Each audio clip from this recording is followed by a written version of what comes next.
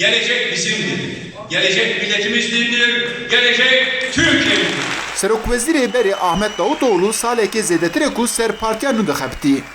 Rojên çûyî daxwaznameya damezirînê radestî wezareta hundir kirin û piştî wî jî bi kombûneka berfirê bernama xwe eşkere kirin. Gelecek Partisi kurucular Bernama Partiya Dahatu'da dibin sernavên perwerdeyê da tê gotin ku em perwerdeya zimanê zikmakî dipejirînin.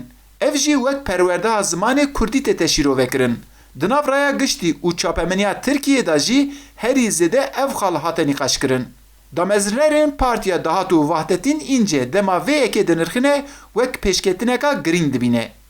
Partiya Peşerojê Gelecek Partisi behsa perwerdeya zimanê dayîkê hate kirin da. Bir rastî gava ku Tirkiyeyê perwerdeya zimanê dayîkê behsa wê tê kirin da meqsed ji vê Kurdî ye. Newra daxwazeke Kurda ye sereke ye Kurd ji vê meselê dev bernad. Partiya Peşerojê jî bi vê ek nema yani bîgane nema guhdarî lê kir eva kire programa xwe da wek meseleke mühim li ser sekinî. 354 damezrînerên Partiya Dahatu heye. Di nav vana da jî 35 kes ji şarên Kurdan cî dikirin.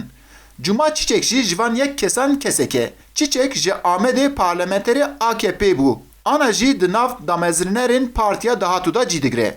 Etnik meseleler, inanç, din, Kurdên ku di nav Partiya Dahatu da cê digirin ji bo çareserkirina pirsgirêka Kurdan bihêvîne. Lê ew çareserî wê çawa bibin bi rastî di bernamê wan da zêde diyar nîne.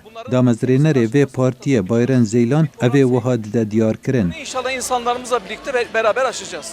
Kurdên ku di nav Partiya Dahatu'da cî digirin ji bo çareserkirina pirsgirêka Kurd bihêvîne. Lê ew ê çareseriyeka çawa bînin rastî ne di bernama wan da zêde diyar e û ne jî zêde ana dikarin tiştekê bêzin. Damezrînerên vê partiyê Bayram Zîlan evî wiha dide diyar kirin.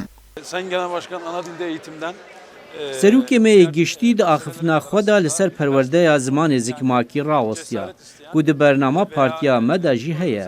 Em ji zimanê zikmakî bigire heta meselên din li ser disekinin. Li Tirkiyê tiştê wiha cesaret dixwazin. Bi taybetî jî di konjüktereke wiha da ev balkêş e. Bi perspektîveke demokrasî û azadîxwaz derketin biya min gelek giring e. Demeka dirêj bigire jî Ahmet Davutoğlu partiya xwe damezrand. Ana partiyeka din dibin serperiştiya Ali Babacan da dirê de ye. Her kîjan partî dibe bila bibe di bernama wan da du tişt bi awayekî sereke derdikevin pêş. Evana jî çareserkirina aborî û pirsgirêka Kurd e. Eyüp Demir, Dengê Amerîka, Ankara.